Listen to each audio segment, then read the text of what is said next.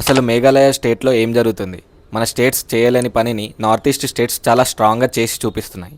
And ఇప్పుడు అక్కడ అల్లాహ్ అక్బర్ అని చెప్తే అస్సలు బాగోదని అక్కడి నేటివ్ పీపుల్ చాలా గట్టిగా వార్నింగ్స్ ఇస్తున్నారు. అసలు అక్కడ ఏం జరుగుతుందో చెప్తా, ముందైతే పేజ్ని ఫాలో చేసుకొని ఈ రీల్ని ఎండ్ వరకు చూడండి. అయితే ఈ వైలెన్స్ స్టార్ట్ కావడానికి మెయిన్ రీజన్ గారో హిల్స్ డిస్ట్రిక్ట్ కౌన్సిల్లో రాబోతున్న ఎలక్షన్స్. ఈ ఏరియాలో రెండు వర్గాల ప్రజలు బ్రతుకుతుంటారు. ఒకళ్ళు ఎప్పటి నుంచో అక్కడ బ్రతుకుతున్న ట్రైబల్ పీపుల్ అయితే, ఇంకొకళ్ళు బంగ్లాదేశ్ నుంచి మైగ్రేట్ అయిన ముస్లిమ్స్.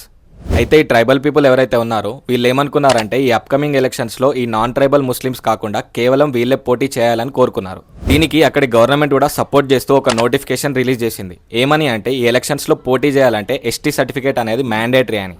అయినా సరే అక్కడి ఫార్మర్ ఎమ్మెల్యే ఎస్మత్తుర్ మోమిని నామినేషన్ వేయడానికి రెడీ అయ్యాడు. ఈ సంగతి తెలుసుకున్న అక్కడి ట్రైబల్ పీపుల్ వీళ్ళని ఆపడానికి వెళ్ళగా ఆ గొడవ అనేది చాలా పెద్దగా మారిపోయింది.